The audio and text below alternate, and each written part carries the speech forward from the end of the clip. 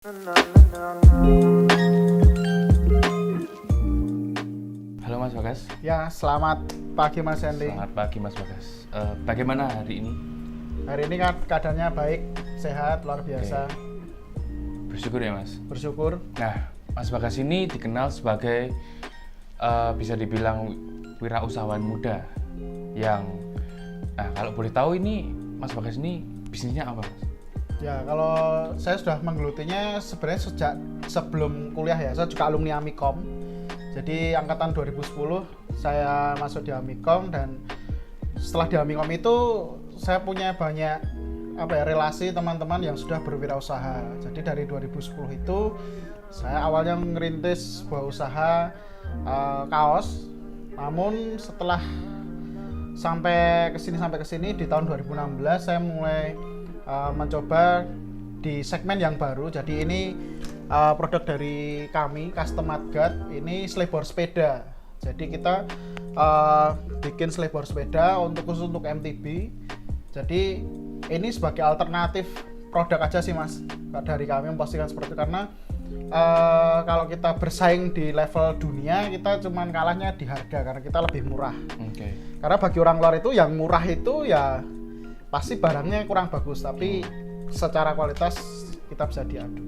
Cukup menarik ya ini.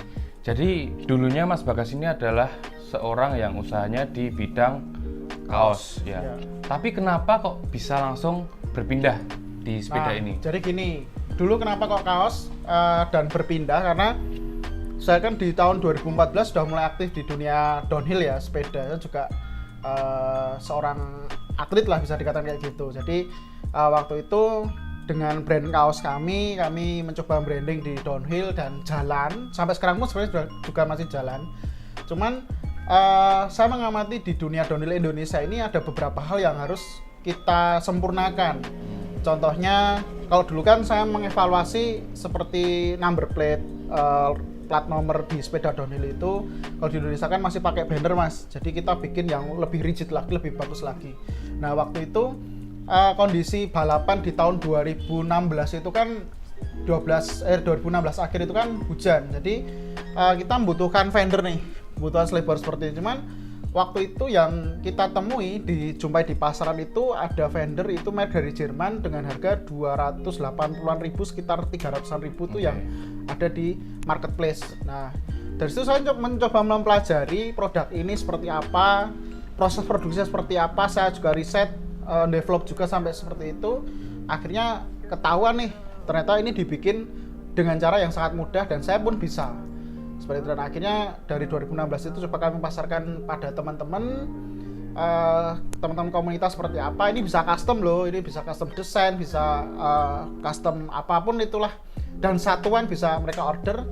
Akhirnya harganya cocok. Kita untuk saat ini jual di harga 100.000 untuk customnya. Untuk yang ready stock ini 75.000. Jadi bagi kami, saya rasa ini menjadi peluang yang sangat luas. Karena di tahun 2016 itu mungkin baru kami Mas yang di Indonesia, bahkan mungkin di Asia Tenggara pun baru produk Custom Mudguard ini yang bisa memproduksi produk seperti ini dan custom seperti itu. Wah, jadi cukup luas juga ya Mas? Ya, jangkauannya cukup luas karena ya memang hampir semua orang kan bisa naik sepeda kayak gitu. Dan segmen yang kita bidik memang dari middle low sampai middle up. Jadi semua kalangan mereka bisa pakai seperti itu. Jadi ini bisnisnya ini mulai dari tahun 2016 akhir, sekitar bulan September lah. 6 tahun? Ya, hampir 6 tahun kita jalan. Nah, itu dalam proses berjalannya ini adakah kendala-kendalanya Mas? Kalau kendalanya mungkin di kami hanya satu, tapi bagi kami itu jadi branding bagi produk kami. Jadi ini semua kita kerjakan dengan manual, pakai gunting tangan Mas. Jadi kita tanpa mesin. Kalau di produk dari Jerman, ada dari Prancis, ada dari Portugal, itu cuttingnya pakai cutting laser. Karena kita kesulitan dalam pembiayaan, karena ini juga kita cari yang irit kayak gitulah, karena harga juga lebih sangat murah. Nah, kita coba untuk proses produksinya pakai gunting tangan kayak gitu, dan ternyata malah diminati sama customer di luar negeri sana. Kita kan sudah jalan di Singapura, Malaysia, Filipina, terus Thailand, Vietnam, juga hampir semua negara di Asia Tenggara itu sudah ada pasar kita masing-masing di sana. Kayak gitu. Oke. Jadi kalau kita lihat di belakang ini ya, ini adalah produknya dari Custom Woodguard. Ya, ini kita ambilkan contoh seperti ini. Nah, ini nanti mungkin teman-teman masih bingung ya, nanti cara pasang seperti apa lah. Jadi sampai packaging pun saya desain seperti ini biar nanti ada kabel tisnya. Jadi nanti pemasangan sangat mudah. Cuman seperti ini, nanti terus diikat kabel tis ini di bagian samping ini nanti seperti ini. Ini kalau di Singapura itu kemarin pernah terjual itu satunya 250.000. 250. Padahal ini ya kita produksi sangat murah. Dan kita memang ambil pasar segitu karena yaitu tadi kita pengen jadi alternatif brand aja sih. Biar teman-teman nggak usah beli produk-produk impor seperti itu. Sebenarnya cukup inovatif juga dan Ya. di Indonesia juga masih jarang ya Mas? Masih Atau jarang. malah jenengan yang pionir?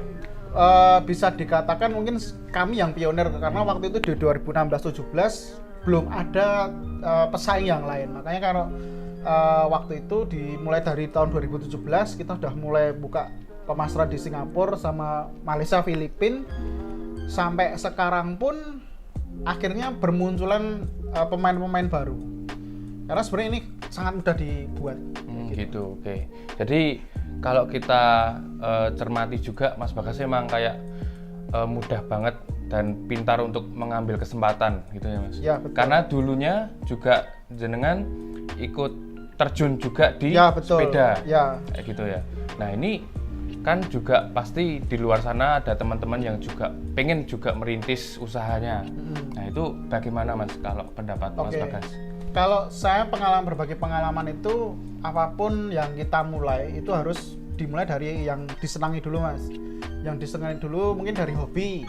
Karena saya dulu kan hobinya bersepeda dan akhirnya aktif. Lah dari hobi itu nanti kita akan ngerti nih.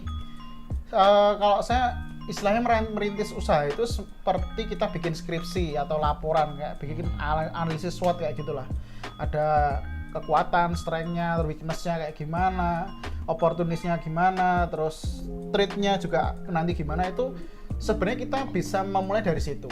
Nah, nanti kita data by data. Oh, kalau saya dulu ini yang pertama kekuatannya karena ini belum ada bahkan di Indonesia yang bikin seperti ini. Bahkan saya tarik lagi secara ke Asia Tenggara itu juga belum ada. Terus weakness-nya mungkin kalau kita weakness-nya itu pemasaran, karena kita kan belum tahu nih waktu itu menjajal pasar baru, karena mungkin bagi teman-teman sangat awam banget ini benda apa seperti ini. Nah, terus kalau SWOT opportunities-nya itu peluangnya ini sangat luar biasa. Jadi ini karena belum banyak pemain, jadi saya harap bisa menjadi brand yang apa istilahnya, yang menjadi nomor satu di Indonesia seperti itu. Terus ancamannya karena ini mudah dibuat, mungkin akan ada timbul dari pemain-pemain baru dan itu sudah terjadi. Tapi bagi kami nggak masalah karena ya namanya kita istilahnya apa ya, rezeki nggak mungkin tertukar. Ya. Walaupun teman-teman mencoba bikin, tapi mereka nggak bisa sepresisi yang kita buat. Seperti itu.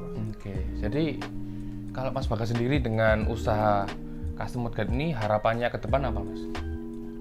Harapan kami yang pertama memang kita bisa menjadi brand lokal rumahan nomor satu di Asia Tenggara.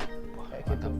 Jadi karena memang sebenarnya gini Mas, produk-produk kami nggak cuma seperti ini. Jadi ada produk lain juga seperti ini, semacam ini. Nah, ini apa? Ini seperti ini. Ini semacam tire insert. Jadi kalau di dunia downhill itu pakai ban tubeless. Lah nanti bagian dalam ban itu dikasih seperti ini biar velgnya nanti tidak langsung impact kena bannya. Jadi nanti velgnya ini bisa terlindungi kalau kena batu Mas. Maksudnya kalau kena batu biar nanti velgnya itu nggak langsung peang atau penyok seperti itu. Lah nanti kita pakai gitu. Lah ini pasar di luar negeri untuk satu set ban depan belakang itu harganya 2 jutaan. 2 juta. Dan ini bahan sudah kami riset juga, sama persis dari produk dari Prancis, dan kami jual kurang dari 800.000 untuk satu pasangnya. fungsinya sama ya, memang kita memaksimalkan dari apa ya, bahan dan proses produksi yang di sini yang bisa dikatakan lebih terbatas dibandingkan teknologi dari luar sana, seperti itu. Terus apalagi ya, kalau harapan saya memang nanti bisa membuka lapangan pekerjaan buat teman-teman yang lain, karena ini bagi kami sangat mudah sebenarnya dibuat, cuman memang dibutuhkan ketelitian serta ketelatenan, karena ini semuanya kita bikin handmade. Seperti itu. Nah, kalau kita lihat juga di workshop ini ya Mas, ini kan masih rumahan ya? Ya. Nah, tapi aku merasa custom wood guide ini juga bisa mendunia kayak gitu Mas. Ya. Tapi kalau di Indonesia sendiri, itu pemerintah bagaimana tanggapannya? Kalau kami pribadi, kalau kami pribadi memang saya sendiri males banget sih untuk apa ya namanya ya, berkolaborasi dengan pemerintah, karena bukan tanpa alasan ya, karena sudah beberapa kali kami mengikuti expo itu, karena mungkin ini awam jadi kurang menarik perhatian untuk pasar lokal, apalagi untuk pemerintah untuk mendukung usaha ini. Karena yang selama ini kita amati Mas, itu yang selalu didukung oleh pemerintah itu adalah UMKM yang sudah familiar, kayak contohnya jamu-jamuan, Oh, iya. terus herbal kayak gitulah. Industri kreatif seperti ini itu karena pemainnya sedikit dan bahkan jarang, mungkin peluangnya juga bagi pemerintah, sudut pandang pemerintah mungkin belum bisa diandalkan untuk bisa apa ya istilahnya, bisa menarik mereka lah untuk bisa berkolaborasi dengan kami. Namun kami tidak pernah menutup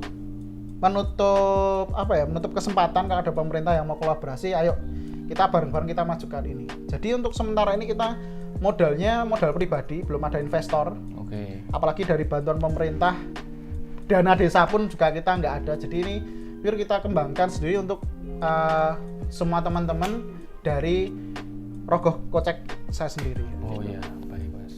Jadi emang custom wood guide kalau di mata pemerintah mungkin kurang dipandang. Bahkan nggak tahu. Bahkan nggak tahu. Bahkan nggak tahu. Tapi sebenarnya aku melihat juga Mas Bagas emang target pasarnya udah mumpuni gitu Mas. Ya. Jadi makanya ini bisa mendunia dan menjadi sukses gitu ya Mas. Ya. Kalau dibilang sukses sih belum, karena masih ada plus minusnya lah. Yang kita selalu amati itu produk-produk dari Cina sebenarnya. Berarti sudah ada beberapa produsen dari Cina itu memproduksi benda yang hampir mirip dari produk-produk kami yang lain. Namun ya itu Mas, harganya murah banget. Padahal ini udah murah. Ya. Dari Cina lebih murah Lebih murah lagi. karena di sana kan mungkin industrinya lebih besar Ya lebih besar. dan sumber dayanya Nah, juga. kita pengen juga seperti itu, Mas. Oke. Bisa menjamur Ya. kayak Cina dan kita bisa apa ya, berperang harga dengan sehat lah kayak gitu. Kalau mereka jual barang dengan harga yang murah, kita jual dengan kualitas yang lebih unggul. Seperti Cocok itu. Mas. Ya. Jadi ada kata-kata terakhir Mas buat teman-teman. Buat teman-teman semuanya yang muda-muda terutama, jangan pernah putus asa. Kalau teman-teman mau pengen berwira swasta, dimulai dari saat kuliah. Karena mumpung kita punya relasi, kita bisa mencoba dan menjajal produk-produk kita itu oleh banyak orang. Dan nanti setelah harapan kami, kalau saya dulu kan setelah kita lulus selesai kuliah, harapannya teman-teman yang lain itu nanti akan bakal order kayak gitu. Jadi memang jangan nunggu lulus kuliah dulu baru berwira swasta, tapi berwira swastalah selagi kamu kuliah, karena siapa tahu kalian kuliah bisa pakai uang kalian sendiri. Kayak gitu. Jadi ingat ya teman-teman, wirausahalah selagi masih kuliah. Jangan menunggu lulus dulu. Ya betul, tapi jangan sampai meninggalkan kuliah juga. Ya. Saya di Amikom 4 tahun lulus juga, tepat waktu. 4 tahun.